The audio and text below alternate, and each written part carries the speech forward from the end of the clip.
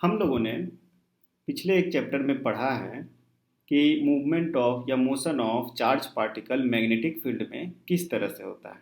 यह हमने देख लिया। क्या हमने सीखा था कि जब भी कोई चार्ज पार्टिकल मैग्नेटिक फील्ड में ट्रेवल कर रहा हो, कुछ उसका स्पीड हो, तो उस पर एक मैग्नेटिक फोर्स लगता है और वो फॉर्मूला था हमारे पास F is equal to Q V cross B.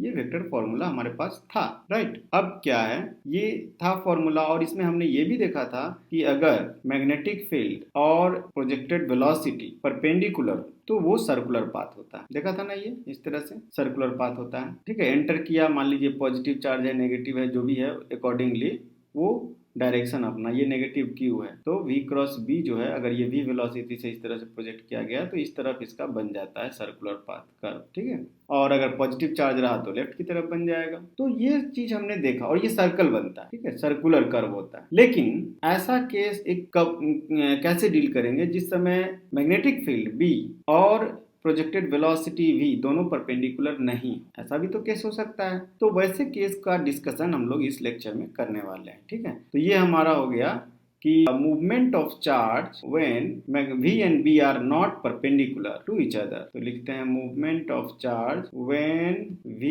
And b are not perpendicular to each other. ठीक है, ये वाला केस का डिस्कशन हम लोग करेंगे। ठीक है, नॉट परपेंडिकुलर। इस केस को कैसे डील करते हैं, देखिए सबसे पहले क्या करते हैं, हम एक एक्सिस ड्रॉ करते हैं। सपोज कीजिए आपका ये आपका एक एक्स एक्सिस ले लेते हैं, सॉरी वाई, हाँ एक्स वाई कुछ भी एक तरह से ले लेते हैं। ये एक हो गया आपका, ये हो गया। ठीक है, तो ये आपका हो गया x axis. Let us say this is X axis, this is Y axis and this is Z axis. ये आपका ओरिजिन है। अब इसमें मान लीजिए कि मैग्नेटिक फील्ड जो है इस डायरेक्शन में, this is the direction of magnetic field B. इस तरफ किधर दिखाया जाए, इस तरफ देते हैं, राइट। ये बी है, बी का डायरेक्शन। और वेलोसिटी ऑफ प्रोजेक्शन जो वो सपोज कीजिए कि हमने दे रखा है वेलोसिटी ऑफ प्रोजेक्शन इस तरह से, यहाँ पर ये v।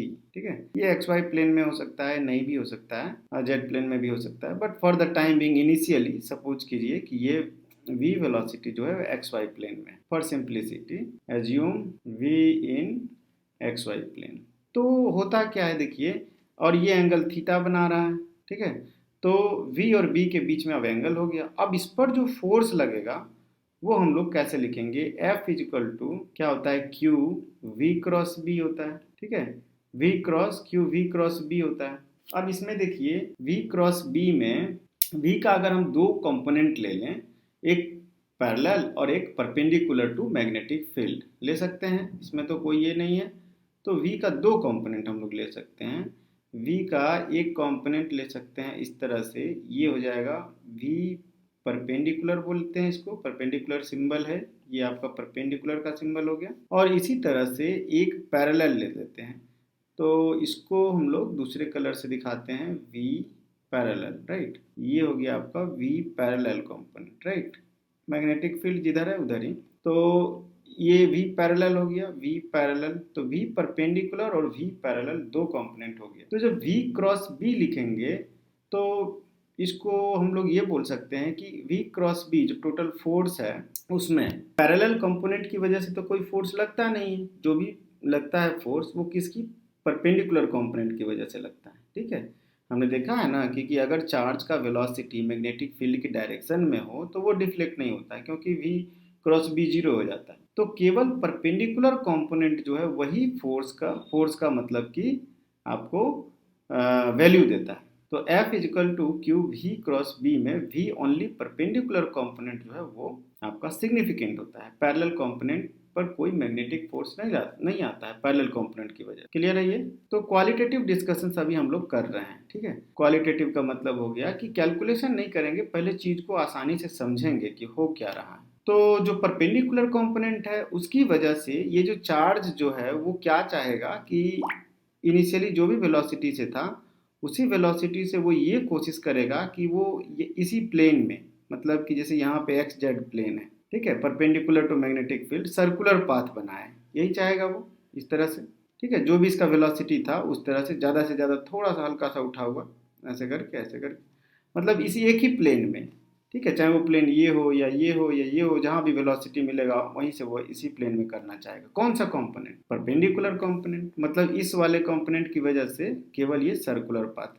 आप ऐसे सोचिए ना कि केवल वेलोसिटी का परपेंडिकुलर कंपोनेंट, मतलब यही वेलोसिटी रहता, ये नहीं रहता, तो ये केस तो यही वाला है जो हम लोगों ने अभी तक डिस्कस किया है। उसमें क्या होता है, ऐसे छोड़ दीजिए तो वो सर्कुलर पाथ क्रिएट करता है। तो हम ये बोलें कि परपेंडिकुलर कंपोनेंट जो है वो सर्कुलर पाथ में इसको मूव करने की कोशिश करेगा, लेकिन इसके साथ एक पैरेलल कंपोनेंट भी है।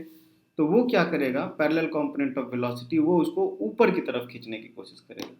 तो एज ए रिजल्ट क्या हो जाता है, इसका पाथ कुछ दूसरा टाइप का हो जाता है। देखिए तो पाथ कैसा होगा वो हम यहाँ पे दिखाएंगे, राइट। पाथ कैसा होगा, अब एक एक चीज चाहता है कि सर्कुलर पाथ में ऐसे ट्रेवल करे, ठीक है बाबा, ऐसे। और दूसरा क्या चाहता है भाई, सर्कुलर पाथ में नहीं ट्रेवल करे, एक ऐसे एक तो सर्कुलर पाथ में ट्रेवल करे, और दूसरा चाहता है कि ऊपर की तरफ जाए, पैरेलल जाए। तो एक क्या चाहेगा कि तो इन दोनों का जो कॉम्बिनेशन होगा, ठीक है, मतलब कि एक क्या कर रहा है, इस तरफ सर्कुलर पाथ कर रहा है, एक ऊपर की तरफ खींचने की कोशिश कर रहा है। तो आप अपने से सोचिए कि आप ऐसे जाना चाह रहे हैं, कोई ऊपर खींच रहा है तो आपका ऐसे हो जाएगा पाथ, और यही पूरा प्रोसेस होते रहेगा, ऐसे ऐसे सर्कुलर पाथ भी हो रहा है और ऊपर की तरफ भी जा रहा है। तो ये हो जाएगा इसका पाथ, ठीक है। इसलिए इसका जो पाथ होता है वो इसी तरह होता है, ठीक है। और इसको कहा जाता है हेलिकल पाथ। ये जो है ना, ये हेलिकल पाथ है आपका। इस तरह से जो बनता है वो हेलिक्स इसको कहा जाता है, हेलिक्स, ठीक है। डायग्राम थोड़ा एकदम सीधा बनाना चाहिए, उतना करेक्ट नहीं बना है। तो हेलिक्स हो गया। तो आपको क्लियर हो गया कि क्या होगा, the path of the charge will be helix या हेलिकल। हेलिकल होगा। अब हेलिकल होगा ये तो समझ में आ गया कि हेलिकल होगा कब, थीटा एंगल से जब छोड़ा गया है तब। तो अब हेलिकल का जो पैरामीटर्स होता है उसमें क्या होता है, क्या क्या होता है कि हेलिकल पाथ में आप देखिएगा, एक होता है टाइम पीरियड जो सर्कुलर में होता था। टाइम पीरियड सर्कुलर का ही कंपोनेंट है। कितने टाइम बाद, टाइम पीरियड मतलब कितने टाइम बाद वो एक चक्कर पूरा लगाता है, यहाँ से आकर के वापस यहाँ पे कब आएगा, ठीक है, वो एक टाइम पीरियड हो गया। टाइम पीरियड टी से डिनोट करते हैं। दूसरा T, time period and frequency एक ही चीज़ है, उल्टा कर दीजिए, ठीक है, 1/टाइम पीरियड फ्रीक्वेंसी होता है। तो ये हो गया। दूसरा हो गया, इसको पिच कहा जाता है, PITCH, पिच। पिच क्या होता है, देखिए पिच होता है ये एक टाइम पीरियड के बीच में जो डिस्टेंस ट्रेवल कर रहा है, ये पिच है। पिच स्मॉल p से डिनोट किया जाता है नॉर्मली। तो पिच और टाइम पीरियड ये इंपॉर्टेंट चीज़ें हैं, ये आपको निकालना होगा। तो आप निकाल सकते हैं कैसे, देखिए टाइम पीरियड टी जो है, पहले तो आप ये देखिए कि सर्कुलर पाथ पाथ का ये रिलेटेड चीज़ है। तो आप लिखते हैं क्या, Q V perpendicular B is equal to M we perpendicular square by R, ये लिखते हैं। अब इसमें केवल परपेंडिकुलर कंपोनेंट को लिया गया है, पैरेलल कंपोनेंट को नहीं लिया गया, ठीक है। और परपेंडिकुलर कंपोनेंट जो है वही ओमेगा या ये टाइम पीरियड से रिलेट होता है, ठीक है। Q V B equal to M V square by R. तो यहाँ से आप हमें पता है आर इक्वल टू क्या होता है, m we perpendicular by q B. तो ओमेगा यहाँ से आ जा रहा है, omega equal to v perpendicular by r which is equal to q B by m, omega आ गया। टी इज इक्वल टू होता है 2 पाई बाई ओमेगा। तो ये सिंपली हो गया 2 पाई m/क्यू बी। 2 पाई बाई ओमेगा करिएगा, 1/ओमेगा हो जाएगा m/क्यू बी, तो m/क्यू बी, ठीक है।